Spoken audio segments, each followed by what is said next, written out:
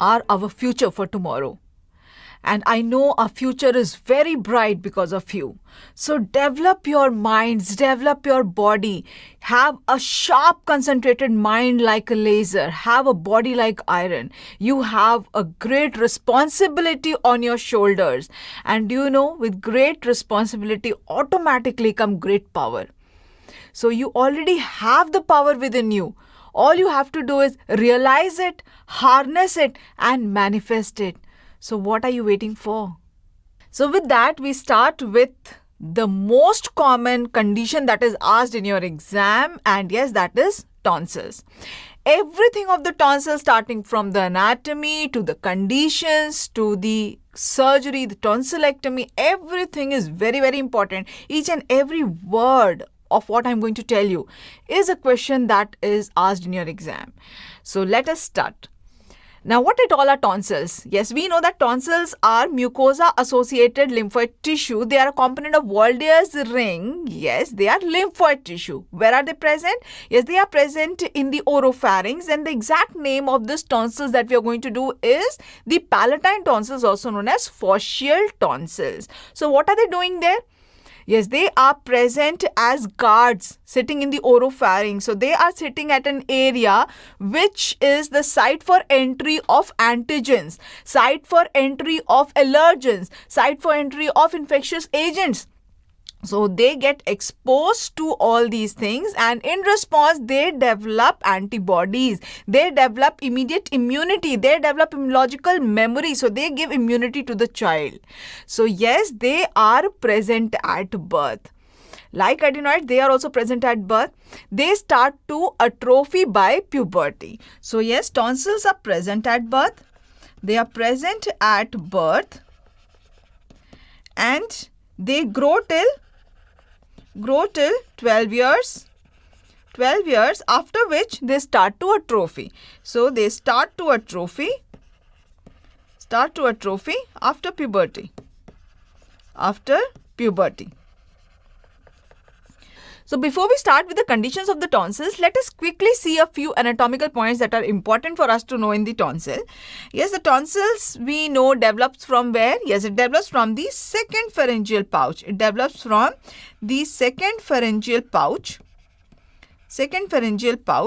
And the epithelium lining the tonsil, we know everywhere in the pharynx, the lining epithelium is stratified squamous non-keratinized, except for the nasopharynx where it is lined by ciliated columnar, right? So here this is lined by stratified squamous non-keratinized epithelium. And this epithelium on the surface of the tonsil is not smooth. You must have seen it so many number of times that it dips inside the lymphoid parenchyma of the tonsil, and where it is dipping inside, that is what is known as the crypts of tonsil. So there are multiple crypts on the tonsil, and the largest crypt is what is known as the crypta magna. And this crypta magna is the remnant of the second pharyngeal pouch. It is a remnant of the second pouch. So when we see the tonsil, what do we see? We see the epithelium over the tonsil. We see the tonsillar tissue. We see the epithelium going inside the tonsillar tissue as crypts. Yes. And what is just lateral to the tonsil? Yes. Does the tonsil have a capsule? Yes. In whole of the Walde's ring, all of the Walde's ring is lying on the pharyngobasilar fascia. We know that. We have the epithelium, then we have the Walde's ring, and then we have the anterior fascia of the pharynx. It is the anterior fascia. So I told you to remember it has pharynx first in its name. So it is pharyngobasilar fascia.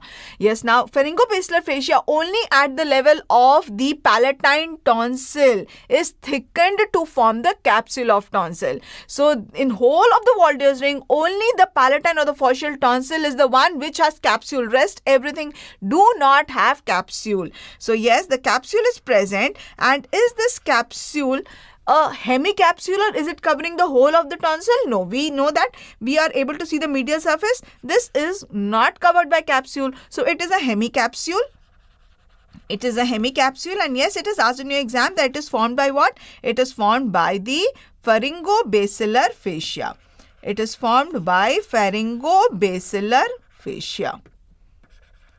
Pharyngobasilar fascia. Now, what we just saw is that just lateral to the tonsil is the capsule of tonsil. What lies just lateral to that? Now, it is very important for us to know that what lies lateral to that. Why? Because tonsillectomy is one of the most common surgeries that we perform in ENT.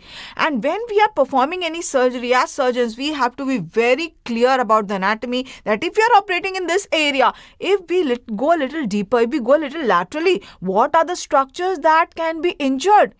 Also, what are the structures which are lateral to the tonsil, which we can also approach through the after removing the tonsil? Yes, so what are the structures which are present lateral to the tonsil? They are known as the bed of tonsil. And what is asked in your exam is, what are the structures in the bed of tonsil? Yes, so what are the structures in the bed of tonsil? Before I tell you that, I want you to tell me that. Yes. So from till where have we done? We have done that we have the epithelium. Below that we have the Waldeur's ring. That is the tonsil here. And then just lateral to that we have the pharyngobasilar fascia forming the capsule of tonsil. What lies just lateral to that? Yes, lateral to that we have the muscles. We have the muscles in the pharyngeal wall. This is what we are doing, the pharyngeal wall. So we have the muscles. What muscles? Longitudinal muscles. Yes. Now the longitudinal muscles do not immediately lie lateral to the tonsil. Where do they lie? They lie posterior to the tonsil and anterior to it, right? So here anterior to the tonsil is what is known as anterior pillar, and posterior to it is what is known as posterior pillar, which means that the tonsil is present in between two pillars, anterior and posterior pillar. You can open anybody's mouth and you can see that. The anterior pillar goes from the palate to the tongue. So this contains the muscle palate to tongue, palatoglossus. Posterior pillar goes from the palate to the pharynx. So that is what is palatopharyngeus. Which out of these is a longitudinal muscle? Yes, the palatopharyngeus. The palatopharyngeus is a longitudinal muscle. Can you tell me two more longitudinal muscles? Yes, there are three pharyngeus: stylo, salpingo and the palatopharyngeus, right? So what we know is that the palatopharyngeus will not lie in the bed. It is posterior to it. It forms the posterior pillar. Now, just next to that will be the circular muscle. What is the circular muscle? Yes, circular muscle at the level of the tonsil will be superior constrictor, middle constrictor. Yes, that will be the superior constrictor. Why the superior constrictor? Because superior constrictor goes down till the mandible. It extends from above up till the mandible. And where is the tonsil? Here. Yes, in the oropharynx. So lateral to that will be which circular muscle? The superior constrictor muscle. So let us have a look here. Yes, so this is what we have seen earlier also. So yes, we have the oral cavity here. This is the oral cavity. Below that here will be the oropharynx, where we have the tonsil. And lateral to that we have this muscle. What muscle is this? This is the circular muscle. This is the superior constrictor muscle, right? And what lies just lateral to the superior constrictor muscle? Yes, the buccopharyngeal fascia. It means what are we doing? The pharyngeal wall, the layers of the pharyngeal wall. Why am I repeating it? Because any of this is given that which of the following is a component of bed of tonsil, which of the following is not a component of bed of tonsil. So we have to know each one of them. Yes. So then we have the buccopharyngeal fascia. And lateral to that, this space that we are seeing, what is this space? This space that is lateral to the pharyngeal wall. Yes, the parapharyngeal space. Now, if I may ask you that the parapharyngeal space is divided into two compartments, yes or no? Am I right? Yes, it is divided into two compartments by the styloid process. So, are we seeing the styloid process somewhere here? Yes, we are seeing the styloid process here. So, this here is the styloid process. So, the muscles attached to the styloid process, they also will be a component of the bed of tonsil. Is that clear? Yes, so the styloid process and the muscles attached to styloid. And then lateral to that, we have the medial pterygoid, the mandible, the masseter, we have the parotid. So all this area, everything is in the bed of tonsil, right? Let us now see what the structures are in the bed of tonsil. Yes, now that we have seen and understood, we will quickly write it down, right? So what are the structures in the bed of tonsil? We will first have just lateral to the capsule. This here is the capsule. Capsule we know is formed by pharyngobasilar fascia, okay? So just lateral to the capsule, this area is what is known as the just loose areolar tissue.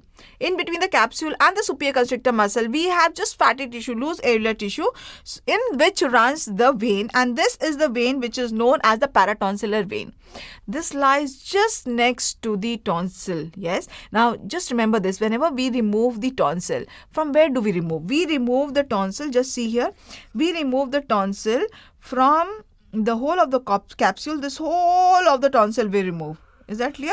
So we remove the tonsil along with the capsule, which means that when we have to dissect to remove the tonsil, which area are we dissecting? We are dissecting in this area. In this area, we are removing the tonsil along with the capsule. We are taking it off from the superior constrictor muscle. Yes. So which means that this is the area that if there is anything in this area that will be prone to injury. So what is the structure that runs in this area?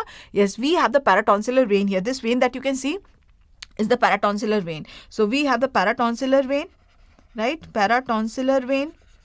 Paratonsillar vein is present in the loose areolar tissue lateral to the capsule of tonsil. So just lateral. First we will have the loose areolar tissue. Areolar tissue, fatty tissue, in which you have the paratonsillar vein. And yes, this is the most common cause of hemorrhage following tonsillectomy. Right now, when you know the anatomy, there are so many things clinical that you already know. So whatever we will do in the anatomy, we will do the clinical thing along with that. Okay. So now tell me the next part. Next part, what will be next to the loose areolar tissue? We will have longitudinal muscle or the circular muscle. Circular muscle. Which circular muscle? Yes, we will have the superior constrictor. We will have the superior constrictor muscle, right? Okay, next to that we will have some fascia. Quickly tell me. Yes, this is your revision. Yes, buccopharyngeal fascia. Then we have the buccopharyngeal fascia. Lateral to that, what do we have? Yes, lateral to that we have lateral to that, what do we have? We have this space. What is this space known as? This is the parapharyngeal space. Yes, so we have the parapharyngeal space, and we have parapharyngeal space. Which compartment? Anterior compartment. Anterior compartment. Yes, and here in the parapharyngeal space we also have the styloid. The styloid and the muscles attached to styloid. So I am writing it at 4A. Yes, styloid and muscles attached to styloid. Muscles attached to styloid. Attached to styloid. Okay, now if I ask you that here I have a patient in whom the styloid process is very enlarged and it is calcified. Yes, it happens sometimes that the styloid process becomes very enlarged and it becomes calcified, and then what it does is, because it is present here in the parapharyngeal space, just see here, what it will do is it will project into the tonsillar bed like this, and this patient, whenever he will swallow, he will have very severe pain in the oropharynx area, in the tonsillar area. Yes, so now I want to remove this styloid process. How can I remove? I want to remove the styloid process. Yes, should I go through the parapharyngeal space here? Because to remove the styloid process, I think this approach will be not a very nice approach. It will not give me a very good access of removing. And so why? Because so many things I will have to open here. I will have to give the incision, big incision here, the mandible. Below that, I will have to go to the dissect down till the styloid process and dissect out, remove that styloid process. Instead of that, can I just approach it through the tonsillar bed? That is easier way. Yes, all the part that is excess and that is projecting into the tonsillar tissue, into the tonsillar bed, only that needs to be removed. So why not go through the tonsillar bed? Yes, exactly, that is what we do. When we have to remove the enlarged styloid process, what we do is we first remove the tonsil, and then through the bed of tonsil, we will see in the bed of tonsil, we will see this projection, a hard projection. We can feel it, palpate it, and we can just dissect it and we can remove the extra calcified elongated part. Yes. So only, but if we know that where is the styloid process in relation to the tonsil, we can think of doing this, right? Yes. So we are approaching the styloid. So styloid along with its muscles is also in the bed of tonsil. Yes. Then also what we have all the structures here. Yes, which are attached to the mandible. Attached to the mandible here. So which is this part here, medial pterygoid on the medial surface of mandible, mandible, masseter, parotid. Yes. So we have the medial pterygoid. We have the medial pterygoid. Medial pterygoid. We have the mandible. Mandible. We have the mandible. We have the masseter. We have the masseter. Yes. So we have all these structures in the bed of tonsil. We have the parotid. We have the parotid. Do we have the submandibular gland also in the bed of tonsil? Can we see the submandibular gland also somewhere here? Yes, lower down here. Lower down here we have the submandibular gland. So that is also in the bed of the tonsil. So yes, we have the submandibular gland. We have the submandibular gland. Yes, and we have also very important nerve in the bed of tonsil. Which nerve is that? That is the nerve that supplies the oropharynx. Sensory nerve supply of the oropharynx comes through that nerve. Okay, just tell me one thing. Tell me that in between the superior and middle constrictor enters which nerve? In between superior and middle constrictor, we know which are the nerves that supply the pharynx, the ninth and the 10th. Yes, and they enter the pharynx from, they are running in the parapharyngeal space, yes or no? 9, 10th, posterior compartment of parapharyngeal space, they are coming down from the base of skull and they are entering the pharynx in between these muscles, the circular muscles, superior, middle and inferior constrictor, right? So I am asking you that the glossopharyngeal nerve enters the pharynx in between which two muscles? Glossopharyngeal is the upper nerve, so it enters the pharynx in between, in between the superior and the middle constrictor, along with the stylopharyngeus enters the glossopharyngeal nerve. So this glossopharyngeal comes at the lower border of the superior constrictor, that is at the lower border of the mandible here, and then it ascends up, it goes to the oropharynx, and here it gives the sensory nerve supply to whole of the oropharynx. Does the glossopharyngeal nerve supply the base of tongue, mainly whole of the base of tongue, most of the base of tongue, yes or no? Glossopharyngeal, posterior 1/3 of the tongue. Is it by glossopharyngeal? Yes or no? Yes. Yes, it supplies the posterior 1/3 of the tongue, most of it, except for the posterior most part, that is by the 10th nerve. It supplies the tonsil. Yes. So whole of the oropharynx is supplied by the glossopharyngeal nerve. And where are we supposed to find it? Where are we supposed to find it? Yes, it is in between the superior and middle constrictor, that lies in the bed of tonsil, right? So why is it important to know that this glossopharyngeal nerve is entering from there? I mean, what is important is that it supplies, it gives a sensory nerve supply to the tonsil. So if there is any pain in the tonsil, there is acute infection of the tonsil, that can be referred through the glossopharyngeal to the ear. That is important. But why do we need to know where it is entering? Is it important? Yes, it is important. Why? Now, there is a condition which is known as glossopharyngeal neuralgia. That is a pain, a very sharp, severe pain arising in the distribution of the glossopharyngeal nerve because of constant irritation of the glossopharyngeal nerve. Yes. So, if we want to approach this nerve, to cut this nerve, so where can we approach it? Yes, we can approach it just where it is entering into the pharynx at the lower border of superior constrictor, and that we do not go from here to approach it. We go through the tonsil, through the bed of tonsil.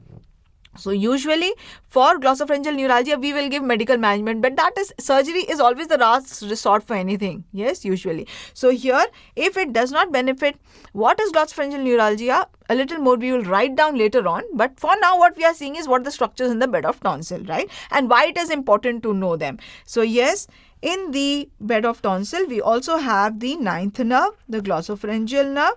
Yes, so if we see this image, if we see here, so yes, the glossopharyngeal will enter here from below through the lower pole. It will come and supply the base of tongue. It will come and supply the tonsils like this. Yes. Now also, if I talk about the arteries that supply the tonsil. Yes, how are the arteries entering? Yes, so what is this artery that we are seeing? We are seeing the external carotid going up. Yes, and the external carotid is the artery that gives the branches which supply the nasopharynx and the oropharynx. Now see this picture very carefully.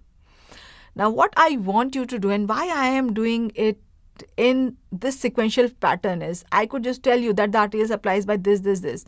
Yes, but you have to remember, and I know you have to remember so many subjects. Yes, so always try to remember in an orderly fashion. Try to integrate and try to visualize and remember. You will never forget. Okay, so now let us just see what is the artery that is here. Arterial supply also we are going to do, but for now, just see what is the arterial supply of the tonsil from. We can see that we have the external carotid.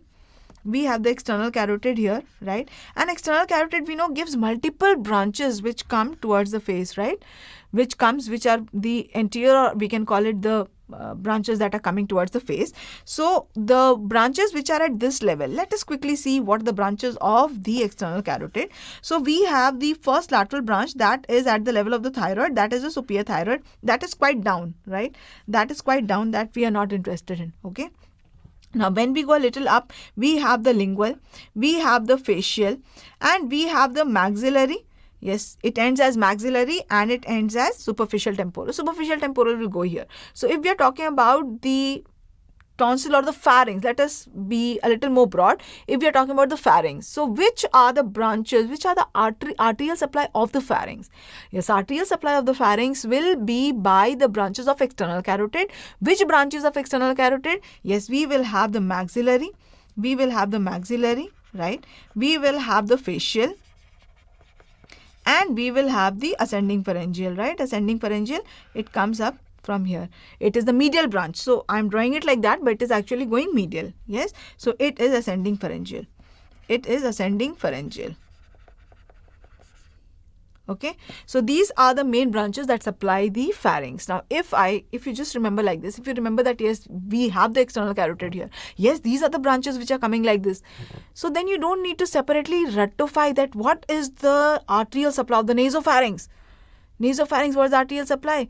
When we did adenoid, I told you that these are the arteries that supply the adenoid, the maxillary, the ascending pharyngeal, the facial. Yes, now all detail about these arteries, how they are entering into the pharynx, all this we have done in the nose anatomy or in the pharynx anatomy, and I'm sure you already know it. If you do not know it, just quickly revise. That is the only way to remember. Yes, just a quick word. The maxillary will go through the sphenopalatine fossa, through the foramen, into the nose and to the nasopharynx, right? So the facial artery also lies in the bed of tonsil. Yes, just see this one. Yes, this is the facial artery which is entering there in the bed of tonsil. Okay, so don't just try to cram up, rectify. All this you already know. Yes, so yes, we have the facial. Okay, facial artery. So now what you are going to do is, you are now quickly going to tell me what are the structures in the bed of tonsil. Yes, tell me all the structures in the bed of tonsil. Yes, first we have lateral to the capsule body we have. Yes, you have to tell me, quickly tell me. Yes, we have the loose alveolar tissue. In that we have which vein? Paratonsillar vein. That is the most common site of hemorrhage following tonsillectomy. Lateral to that we have. Yes, lateral to that we have the muscle. Which muscle? Superior constrictor muscle. Okay, then we have the buccopharyngeal fascia. Then we have parapharyngeal space. In the parapharyngeal space, we have which structures? Yes, the styloid process. Along with that, the muscles attached to styloid. Coming more laterally, what do we have? Medial pterygoid, mandible, masseter, and parotid. And also we have this gland. Which gland is that? Yes, we have the submandibular gland. We have one nerve entering through the lower pole of the tonsil in the bed of tonsil. Which nerve is that? Yes, that is the main sensory nerve supply of the oropharynx. Which is that? Yes, the glossopharyngeal nerve. And we have the very main artery supplying the oropharynx. And which is that? Yes, that is the facial artery. The maxillary goes a little higher up. Yes, so it does not lie immediately in the bed of the tonsil. So here we have the facial artery which lies immediately in the bed of the tonsil. Is that absolutely clear? Yes, so each one of anything is given here, you should be able to know, yes, this is in the bed of tonsil, yes, this is not in the bed of tonsil. Is that very clear? Okay, so now let us see what the arterial supply of the tonsil is by. And before I will tell you, you tell me 3, I will tell you one more extra. Yes, you tell me 3. Which is the arterial supply? Arterial supply of the tonsil will come from which artery? Main artery? Yes, external carotid. Tell me 3 branches of external carotid which will supply the nasopharynx also, oropharynx also. Yes, which 3 branches? Yes, we have the facial, we have the maxillary, and we have the ascending pharyngeal, right? Yes, very good. Along with that, the lingual. The lingual also gives a small branch to the facial. So what is the arterial supply of the tonsil by? The lingual, then we have the facial. Facial is the main artery supplying the tonsil. Okay, again this is asked in your exam. Facial is the main artery, and from facial, why main? Because this has 2 branches. It gives one branch which is the tonsillar branch, and the other is the ascending palatine, right? And if you remember, may I ask you, what are the arteries which enter through the foramen of Morgagni? Yes. See, whenever we have to study, we have to correlate and study. Yes. So don't think that from here I am going somewhere else. No, this is related. This is correlated. This will help you to remember it. So that is why I am asking you, what are the structures that pass through the foramen of Morgagni? Yes, Tala. T-A-A-L-A. Yes, that is the artery tube along with the muscles. Artery tube, the tensor palati, levator palati, and 2 arteries. Which are the 2 arteries? Yes, the arteries are the 2 A's. One is the ascending palatine branch of facial, and the other is the ascending pharyngeal. So again, I told you that these are the arteries that supply the nasopharynx also. Maxillary comes from the sphenopalatine foramen it goes behind, right? Whereas these two are coming through the sinus of Morgagni. These branches are entering also through the sinus of Morgagni, right? So yes, we have read ascending palatine. So ascending palatine and the tonsillar branch of facial, they are the main arteries supplying the tonsil, out of which also if you have to choose which is the main is the tonsillar branch. This is the main artery supplying the tonsil. Okay, so tell me the other branch of external carotid which supplies the tonsil. We have the lingual, we have facial. Yes, tell me one more. Yes, we have the ascending pharyngeal, we have the ascending pharyngeal. Yes, the tonsillar branch of the ascending pharyngeal. And yes, we have the maxillary artery. The maxillary artery is up, no? Maxillary artery is up. It is up here, yes. So the branch that comes to the tonsil comes down, so it is known as descending palatine. So we have ascending palatine which is coming from the facial, which is going up, and we have the descending palatine which is coming from the maxillary up. Maxillary down. So this has the descending palatine. Descending palatine. So now let us see this picture. So yes, we have from the external carotid, we have the lingual. From the lingual, we have these branches. These are known as the dorsal lingual branches. And from the facial, we have the two branches. Quickly tell me what are the two branches from the facial. Yes, we have ascending palatine and the tonsillar branch. Yes, so we have ascending palatine and we have the tonsillar branch of facial. Main is tonsil branch of facial. Okay, we have the ascending pharyngeal. Ascending pharyngeal, yes, it is a medial branch. So ascending pharyngeal has the tonsillar branches to the tonsil, and last is the maxillary. Maxillary gives the branch that is the descending palatine. Now can you notice that the major arteries which are the branches of facial, yes, they are entering the tonsil, they are entering through the lower pole. Is that clear? Yes. Why is it important? Because when we are removing the tonsil, when we are dissecting out the tonsil, when we are doing a tonsillectomy, it is very important to be very careful when you are at the lower pole. Because at that area, you have to be very careful that the arteries are entering there. So you have to cauterize that area very nicely. You have to take care of that area very nicely. So we know the epithelial lining of the tonsil. We know it goes inside in the form of crypts. We know the capsule of tonsil is formed by what? Yes, by what? By pharyngobasilar fascia. Lateral to that is the bed of tonsil. What are the structures in the bed of tonsil? Also we know that. Yes. And we know what are the arteries, what are the nerves that supply the tonsil. Yes. Okay, so let us write this. Yes, the nerve supply we already did. The nerve supply is from the ninth nerve, the glossopharyngeal, and the tonsil. Above we have the tonsil touching the palate. So some branches of the lesser palatine also come to supply the tonsil. So there are some branches from lesser palatine. From lesser palatine. Lesser palatine. Right. Now the venous drainage, this you will tell me venous drainage is from where? Venous drainage is from the paratonsillar vein. The paratonsillar vein, where is the paratonsillar vein? Yes, in the bed of tonsil. Paratonsillar is also known as external palatine vein. External palatine vein. External palatine vein. Where's the lymphatic drainage of the tonsil? So if the tonsils get infected, which lymph nodes will be involved? So if you're seeing a patient who is having a tonsillar infection, yes, so if in this patient there is lymph node involvement, there is pain because of lymph node involvement. Which lymph node is that? Yes, that is the upper deep cervical lymph node. This is also known as tonsillar node.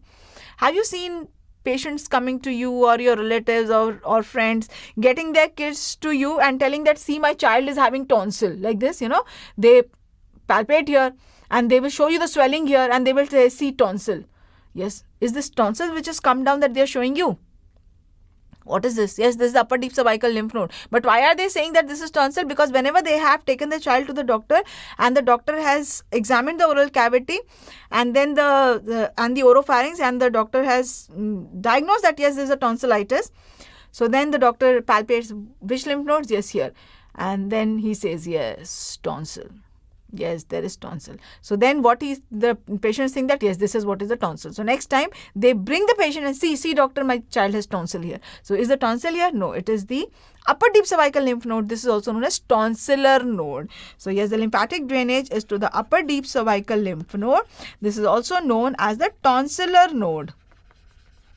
The tonsillar node, right? Or it is known as the jugulodigastric lymph node. The jugulodigastric lymph node. Digastric lymph node.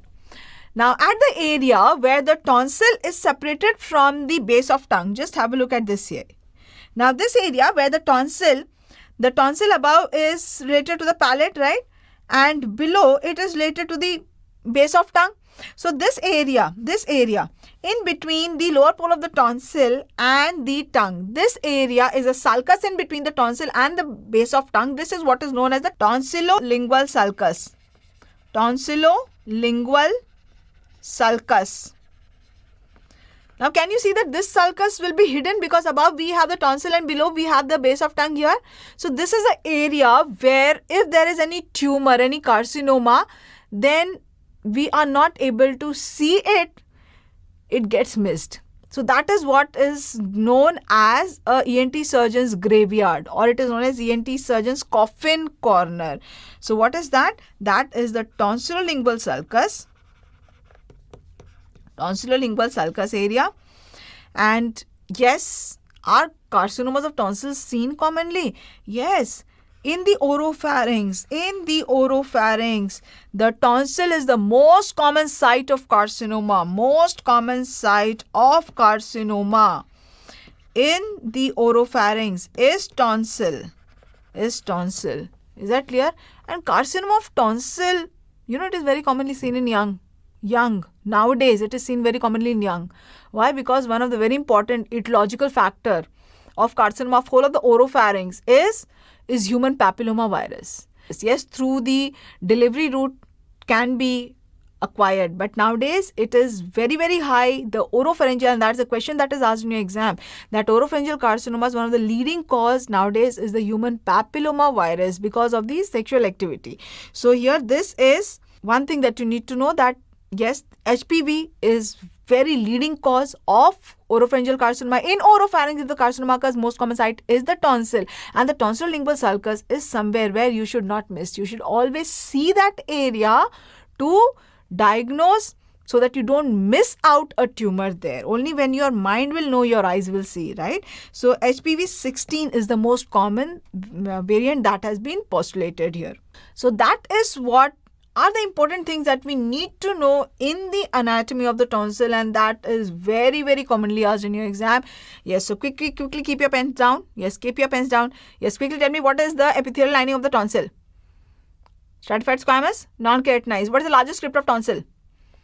Crypta magna is a remnant of second pharyngeal pouch. Yes, it is a remnant of the ventral portion of the second pharyngeal pouch. And tonsils develop from the second pouch. What is the main arterial supply of the tonsil? Main arterial supply is by, yes, which branches of which artery supply the tonsil?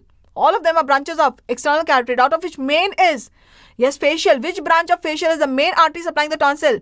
The tonsillar branch. Which are the other arteries supplying the tonsil? Yes, we have the facial, we have lingual, yes, ascending pharyngeal, and maxillary. From the maxillary, which is the branch? Descending palatine. Which is the main nerve supply of the tonsil? Glossopharyngeal. Can pain from tonsillitis be referred to the ear? Yes or no? Yes or no? Yes. Through which nerve? Glossopharyngeal nerve. Yes, through the glossopharyngeal nerve. Which is the main lymph node which is involved in tonsillar infections? Which is the main lymph node draining the tonsil? Yes, that is the upper deep cervical lymph node, also known as tonsillar node. That is also known as tonsillar node, which is the most important cause of hemorrhage following tonsillectomy. External palatine vein, paratonsillar vein. Now, do we have in the bed of tonsil, do we have the parapharyngeal space? Yes or no? Anterior compartment? Yes or no? Yes. Do we have the peritonsillar space in the bed of tonsil? What is peritonsillar space?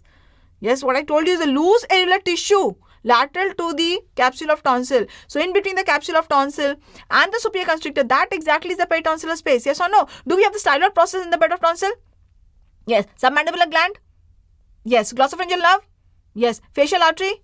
Yes. Do we have styloglossus muscle? Yes or no? Styloglossus? Oh, we remember it as styloid and muscles attached to styloid. Now it is given styloglossus. Yes or no? Yes. Yes. We have middle constrictor? Yes or no? Middle constrictor? No. Which constrictor do we have? We have the superior constrictor. Buccopharyngeal fascia? Yes or no? Yes. So all these are the structures that are in the bed of tonsil. Now, we just saw in the previous module everything that is important for us to know in the anatomy of the tonsil, where it is present, and everything that is important in the tonsil, right? Now, we know that these tonsils, they are present normal for giving immunity, but if there is any infection of the tonsil, then they start creating problems. They are the ones, they are exposed to infectious agents most commonly. So in response to that, they get infected and then they start creating problem. So when they start creating problem, what is the problem that they create and how do we manage them? Let us quickly see that. Yes. So the first thing that we need to know is that when they get infected acutely, yes, that is what we call as acute tonsillitis. What is the most common organism that leads to this condition?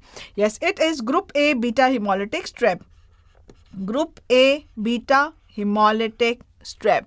Yes, this is the same organism which goes laterally to the peritonsillar space, also leading to peritonsillar abscess. Yes, I'm just correlating here so that you do not have to remember one thing here, one thing there. You can just correlate and remember it, right? Now, how does the patient present? That you must have developed so many number of times tonsillitis. How will be the presentation that will make you think that this is acute tonsillitis? Yes, there will be pain in the throat, there will be fever. Can there be pain in the ear also? Yes, pain in the throat. So there will be sore throat, there will be fever, there can be pain in the ear. There will be odynophagia, difficulty in swallowing. Odynophagia, difficulty in swallowing. Can there be pain in the neck here? Yes or no? Yes, so there can be pain in the neck also. Why? Because of lymph node. So there can be lymphadenopathy. The upper deep cervical lymph node will be involved, will be enlarged. Upper deep cervical lymph node will be enlarged and painful and enlarged. Yes, the appearance of the tonsil in acute tonsillitis is varied. It is not always the same. It is not that every time acute tonsillitis you will have one picture. Yes, why the picture is different is depending upon how much is the involvement of the tonsil. Yes, now what is tonsil? The epithelial lining, right? So it has the epithelial lining. The epithelial lining goes inside to form crypts. Yes, and then we have the parenchyma of the tonsil. So whether only the epithelial lining is involved or the infection has gone into the crypts also or it has reached the parenchyma also, according to that, the appearance varies, and that is what is known as that there are different types of presentation of acute tonsillitis and they are named separately also. Yes, so what can be the types? The first is the types of appearance for tonsillitis. The first type is which is known where only the epithelium is involved, and this occurs in response to usually viral infection where the whole of the epithelium of the pharynx, the posterior pharyngeal wall, of the lateral pharyngeal wall, the tonsil, everything is involved there. So this is what is known as acute catarrhal presentation. Acute catarrhal.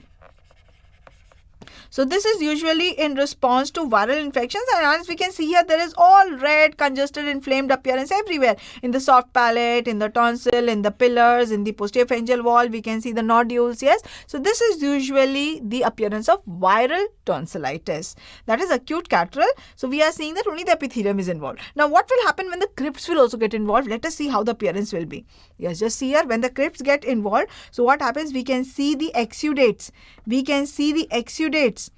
Yes, which are blocking the openings of the crypts. Yes, this is what we call as the follicular appearance. This is what is known as follicular type or follicular appearance. Yes, we can see the pus points on the openings of the crypt. Now, when this becomes excessive, then all the exudates, they fuse to form a membrane that covers the whole of the tonsil, and this is what we call as membranous tonsillitis. This is what is known as membranous tonsillitis. Now this membrane that has formed is exudate that has collected to fuse to form a membrane. So this is not a true membrane. This is a pseudomembrane. Right, and when the infection goes up till the parenchyma, when it goes into the parenchyma, then whole of the tonsils appear very hugely enlarged. That is what we call as parenchymatous tonsillitis. Parenchymatous tonsillitis. So this is when the infection has gone into the parenchyma, and when these tonsils become very hugely enlarged, then the main problem not only is all that we just did, that there will be pain, there will be difficulty in swallowing, odynophagia. But here, if it is enlarged and if it is chronically enlarged, then these patients usually develop sleep apnea also. Yes, so this is the important cause for sleep apnea, for obstructing the airway. When the child is sleeping, they obstruct the airway completely, leading to apneic episodes. Yes, that is what is. If the apneic episodes are more than 30 episodes in 7 hours of sleep, that is what we call as sleep apnea. Yes, so important cause for sleep apnea. So yes, this also we'll write later on.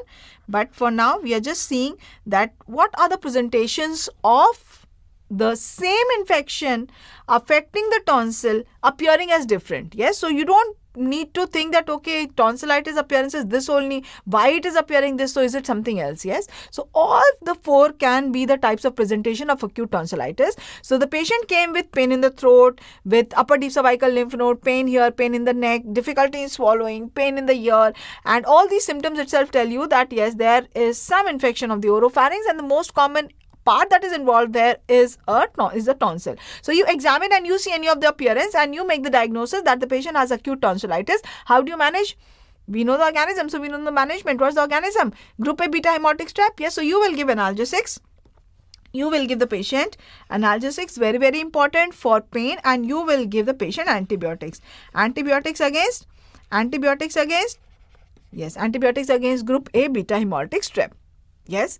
Now, many a times, this membrane over the tonsil appearance, the pseudomembrane appearance over the tonsil is not because of acute tonsillitis because of group A beta hemolytic strep. It is not acute tonsillitis. It is because of some other condition. So, what can be the other conditions that you have to think of when a patient comes with this appearance of membrane over the tonsil? Recently, I had a patient. She was a young girl of around 15 years, and she had been referred from a nursing home where she was being given IV antibiotics. She was first given oral antibiotics, Augmentin, and then she did not respond. So what was given to her was IV antibiotics. Yes, and again she was not responding, and when she was referred to me, she had a huge membrane covering the tonsil, and we took a swab there and it came out to be Candida. Yes, so many a times the membrane over tonsil is not because of acute tonsillitis, so the patient is not responding. Yes, so whenever you don't have to wait for the patient not to respond and then you have to think that this can be what. You have to have these things in mind beforehand when you are seeing the patient, and then you have to correlate. You have to take all the history accordingly so that you give the appropriate management to the patient. So for that, first thing you need to know is that yes, this appearance of a membrane over the tonsil can be seen because of other conditions also. Second, you need to know what are these conditions which can present like this. Yes. So what are the causes of membrane over tonsil? We have a mnemonic here. Yes. So the mnemonic here is all vitamin D. All vitamin D. Okay. So what is all? A is agranulocytosis.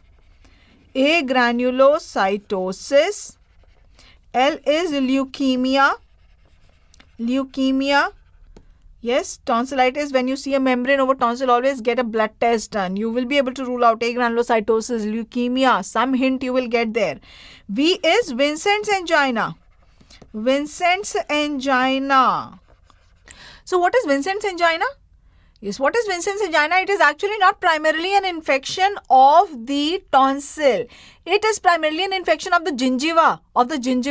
The infection starts in the interdental papillae. Yes, this occurs because of poor dental hygiene, poor oral hygiene. The infection starts in the interdental papillae, that is the area in between the two teeth. Yes, the poor oral hygiene leads to food getting collected there and repeated infection. And infection with which organism?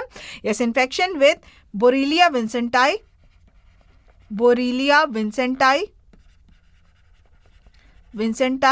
And F. fusiformis.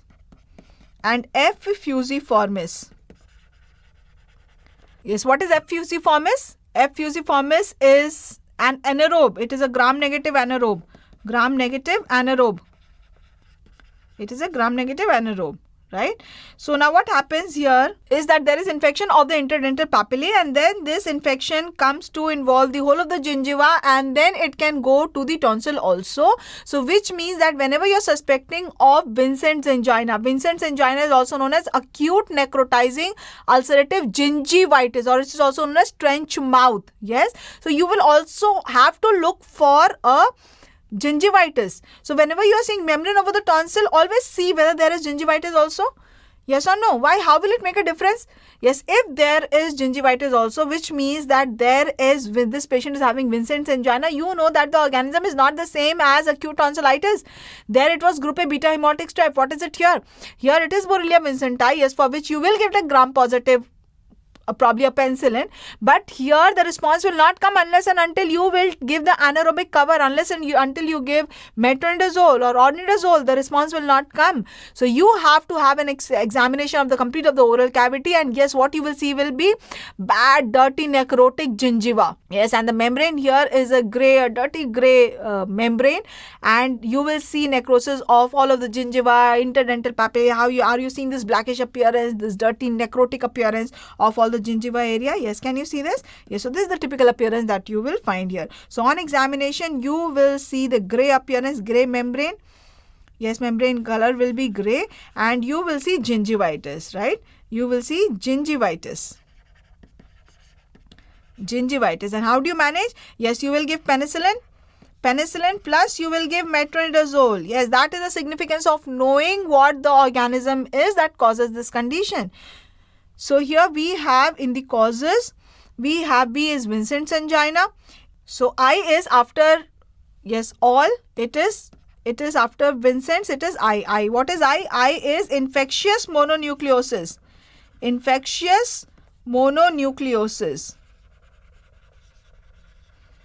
Now, what is this infectious mononucleosis? Yes, it is an infection that is a viral infection that is caused by Epstein-Barr virus. Yes. So here the features will be very generalized features. We know that how do we usually differentiate? Clinically, you should know how to differentiate a viral from a bacterial infection. Bacterial infection, always remember, they are usually localized.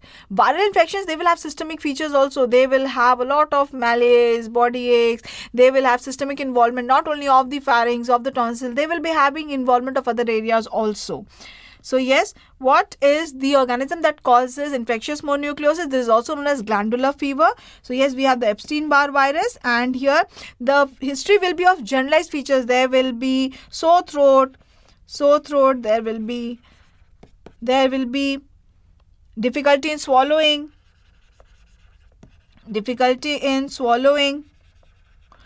there will be malaise, very bad body aches, malaise, general weakness. Yes, and when you examine, what you are seeing is that there are multiple lymph nodes, and the ones that are involved very commonly are the posterior triangle. So will you expect a posterior triangle lymph node in acute tonsillitis? No.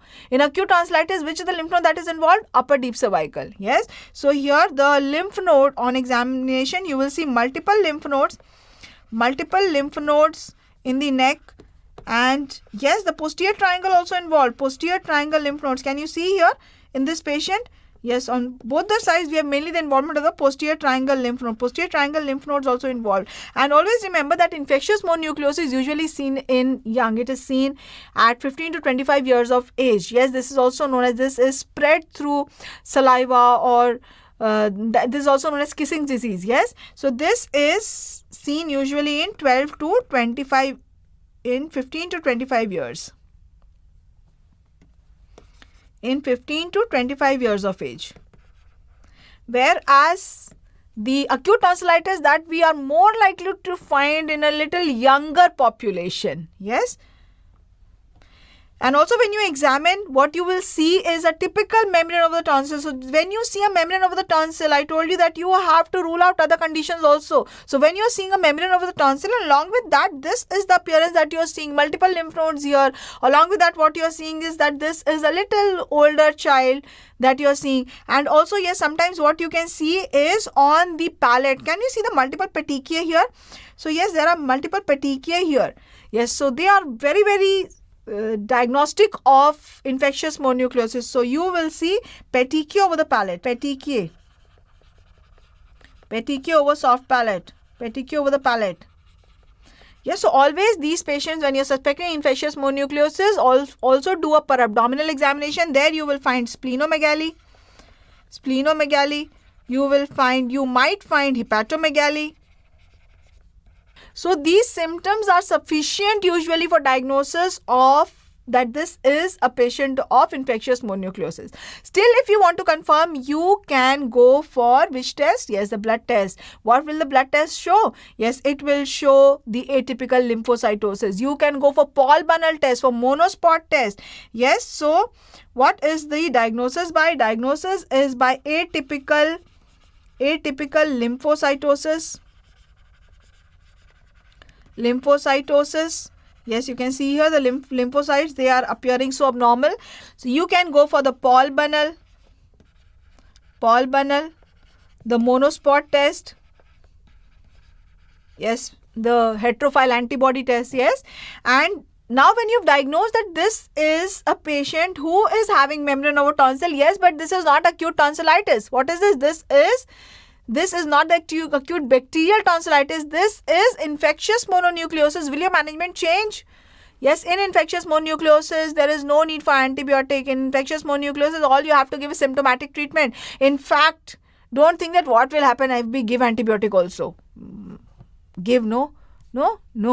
If you give ampicillin, amoxicillin, what will happen? The patient will come to you next day, doctor, see what happened. You rashes all over the body, there will be rashes. Yes, so you have to avoid amox group. You have to avoid ampicillin.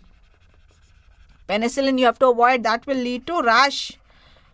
That is not dangerous, but yet you know that yes, the patients will get scared because of that.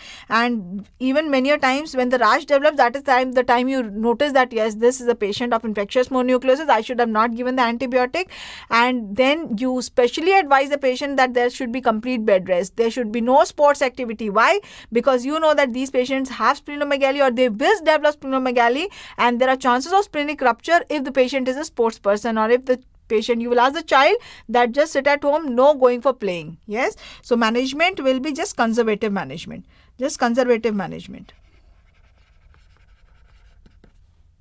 So after I, what do we have? We have T. What is T? T is trauma. Yes, any trauma on the tonsil. It usually heals by membrane. So this will be the appearance. So trauma, how trauma? Yes, brushing or just eating something which is a little hard. Yes. So trauma, or then is A, right? Vitamin. Vitamin. So we are at A now. A is aphthous ulcers. Yes, these aphthous ulcers which are because of either vitamin deficiency and these usually have a genetic predisposition. They can be seen on the tonsil also, and when they heal there is membrane over it. So there can be aphthous. There can be M is moniliasis. What is moniliasis? Moniliasis is candidiasis. Yes, as I told you that child, the child had candidiasis. Yes, so do we have some history which will help us diagnose that this can be candida? Is the appearance of membrane something different? Like in Vincent's, we also had gingiva involvement, right? In infectious mononucleosis, there were posterior triangle lymph node. There can be petechia over the palate. So some hint in when there is a candida infection, candida membrane, that we will know that this is a membrane because of moniliasis, because of candida infection. Yes, the candida or moniliasis, also known as oral thrush. And here just see, the membrane will not only be over the tonsil, it can be over the tonsil also, exactly on the tonsil as it was in that patient who came to me. But usually it will also be in other places also. Yes, so other places also, like you can see the palate also, on the tongue also you will see. And which are these patients? Usually these patients are immunocompromised.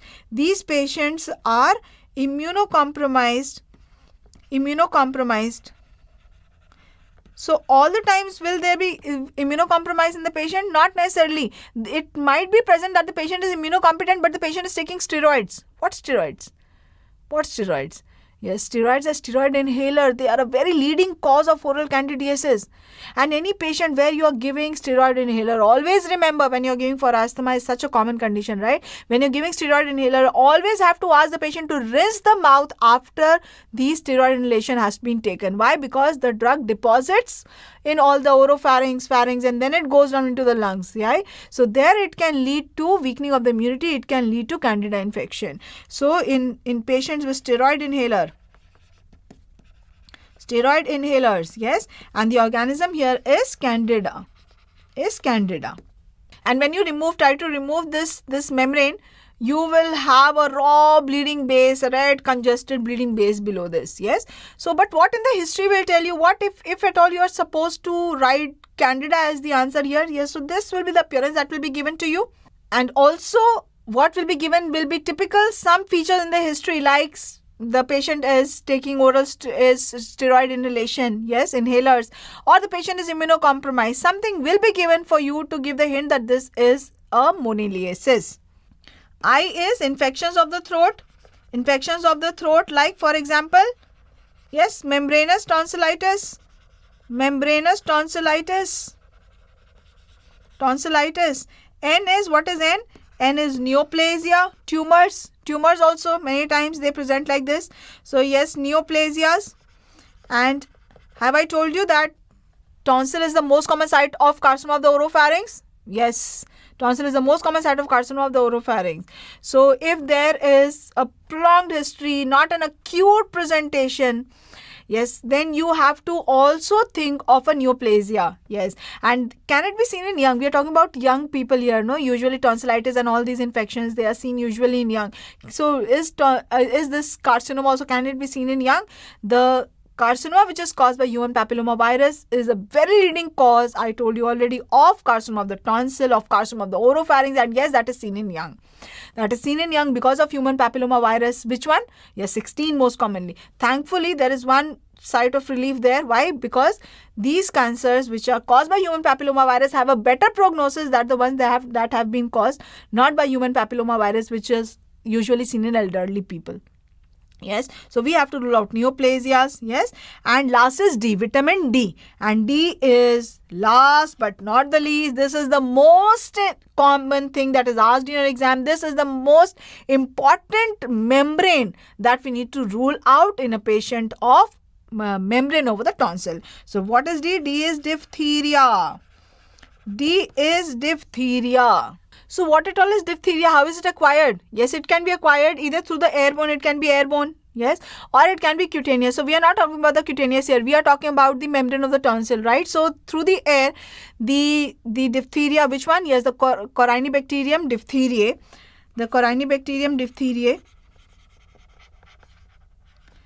Yes, it has gone inside and it has colonized in the tonsil, right? Now, what it will do there will be because of the production of the exotoxin, and this exotoxin will lead to the symptoms. Yes, so what happens is that it produces an exotoxin. Right, now what this exotoxin does is that it will produce ulcers and it will lead to necrosis.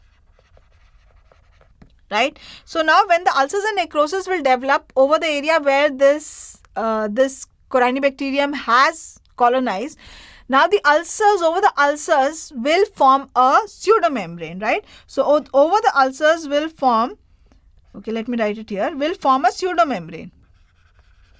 And what is this pseudomembrane?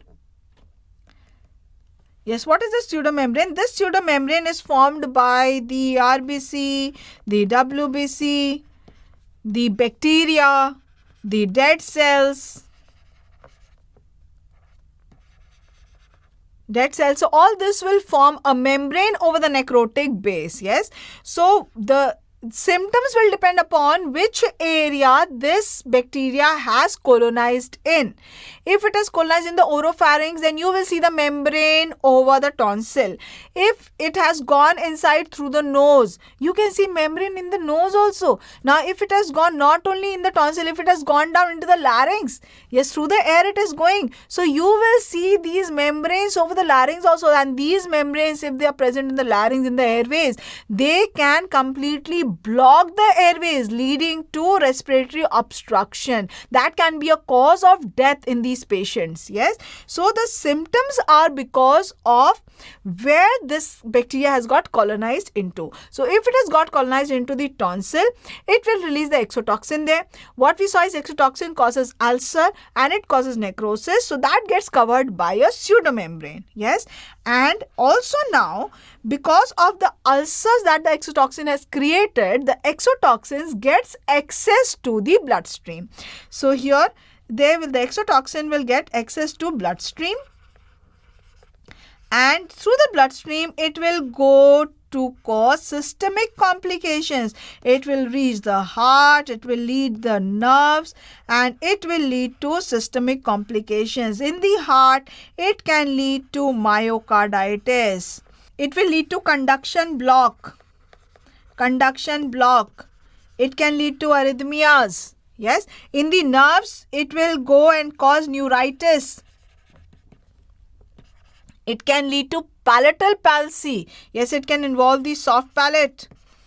It can lead to nerves, neuritis of the palatal, of the pharyngeal plexus, of the pharynx and the palate, and that can lead to soft palate paralysis. And why have I specifically mentioning soft palate? Why? Because these patients, they will complain, they will come to you with a complaint of regurgitation of food. Paralysis of the soft palate will lead to, yes, the velopharyngeal insufficiency. Palate is not able to go posteriorly and meet the pacemaker ridge. That will lead to regurgitation of food. There will be regurgitation of food and fluids of water. Whenever the child drinks water, it will come out through the nose. Regurgitation of food and fluid through the nose. And this pseudomembrane, if in the larynx, it can cause respiratory obstruction. So now we are seeing that why this diphtheria is such an important condition and why it is very important. Many of the times it is missed. Why it is missed? Because the symptoms are like pharyngitis. The symptoms are sore throat, there is fever, there is pain during swallowing. Yes. When you examine the throat, what you see is membrane over tonsil. So you might feel that, okay, membrane over tonsil, acute tonsillitis. Yes. So what are the characteristics of the membrane that will tell you that this can be a diphtheritic membrane? Yes, that is a very important question that is asked in your exam. So it is a pseudomembrane, and the color that is a dirty grey. It is a dirty grey appearance. And are you noticing here that it is extending beyond the tonsil also? Yes. So wherever this bacteria has got inhabited, not only in the tonsil but in the palate, in the nose, in the larynx, everywhere you will find the pseudomembrane. So it will not be limited to the tonsil. So it will be beyond the tonsil. And again, when you remove the membrane, this is very tightly adherent to the ulcerative base, to the necrotic base. So when you remove it, you will see that it's very tightly adherent, and when you're removing it, the base will bleed. It will bleed on removal. So it will be tightly adherent, and it will bleed on removal.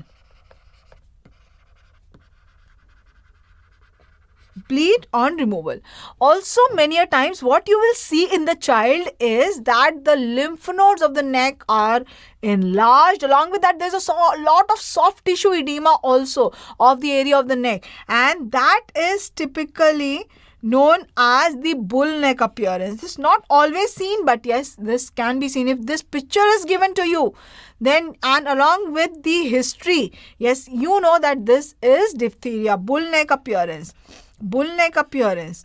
I told you history. What history? What in the history?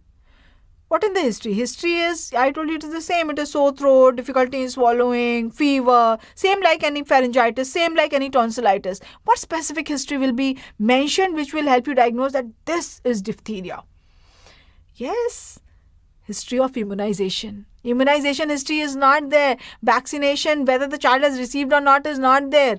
Yes, so nowadays, because of the immunization, the rate has gone down. But yes, nowadays we are seeing it in an older population where the effect of the vaccination has been gone. In the question will be given the history of no immunization, No immunization. So whenever you are seeing a membrane like that, always take the history, whether immunization has been given or not.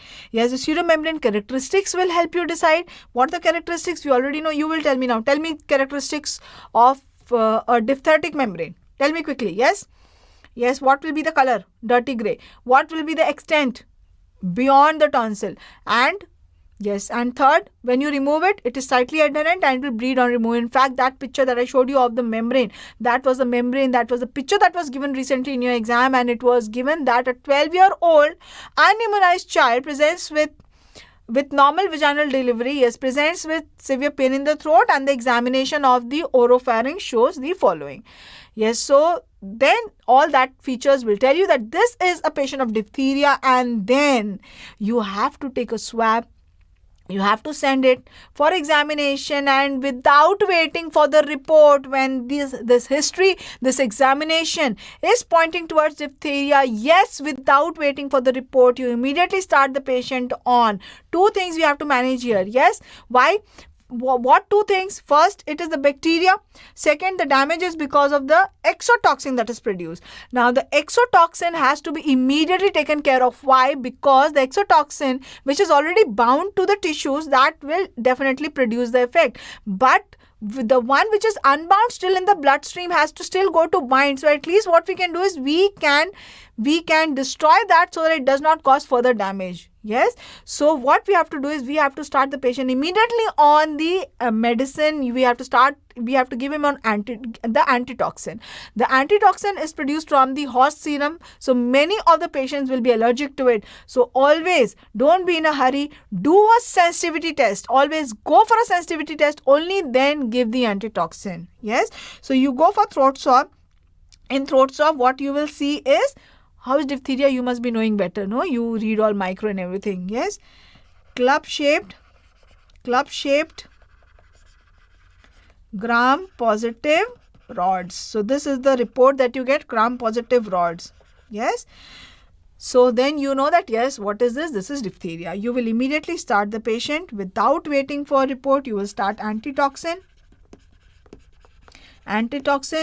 Wait for report. No. Sensitivity testing. Yes. Yes, and you will start antibiotics. Can you tell me a few antibiotics active against Corynebacterium diphtheriae? Yes, we can give the beta-lactam group. Yes, we can give beta-lactam. Tell me some. Penicillin. Okay, and along with that we can give macrolides. Macrolides, example, erythromycin. Yes, so penicillin, erythromycin, all this can be given. Yes, so now we know that whenever there is any patient who has come to us with fever, sore throat, difficulty in swallowing, pain in the ear. Yes, when we have a look at the oropharynx, if it is acute tonsillitis, what can be the appearance that we can have? Tell me the 4 appearances that acute tonsillitis can present with, Yes, if only the epithelium is involved, that is usually a viral presentation like appearance. What is that? Yes, that is acute catarrhal. Okay, if the infection has gone into the crypts, then follicular. If the exudates fuse to form the membrane, that is membranous, and if it has gone into the parenchyma, what is that? Parenchymatous. Okay, if there is a membrane of the tonsil, what are the other things that you will think of? Can you think of Vincent's angina? Yes or no? Yes. Is that primarily an infection of the tonsil? No, it is. Tell me another name.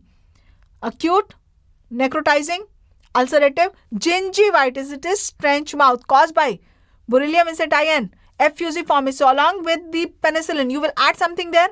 In this patient, yes, metronidazole, anaerobic cover. Yes, very good. Can this patient be a patient of infectious mononucleosis? Yes or no? There, will you give ampicillin, penicillin, amoxicillin? Yes or no? No. So how will you know that this is infectious mononucleosis? Yes, there will be generalized features. Yes, there can be palatal petechiae. There can be, yes, lymph nodes of the posterior triangle involved, multiple lymph nodes all over the neck involved. Yes, and this patient, what will be the age group of the patient? Yes, a little older patient. And what older? I mean older child. Yes, 15 to 25 years. Yes, child. Usually we are expecting in a little less age group. Acute tonsillitis we are thinking of in a little less age group. Okay, and what test will you do there? What will you see on the blood smear? Yes, atypical lymphocytosis. Can this patient be diphtheria? Diphtheria, yes or no? Yes, the characteristic of diphtheria membrane, will it bleed on removal? Yes or no? Yes, will it be confined to the tonsil? No. Can this patient later on, if you do not immediately treat the patient, land up with systemic complication? Yes or no?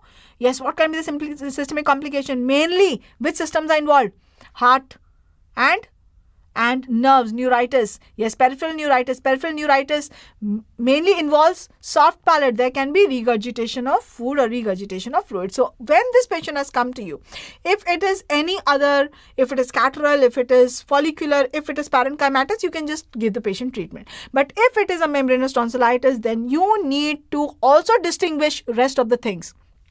Take the history of immunization always. Don't take it for granted that everybody has got immunization.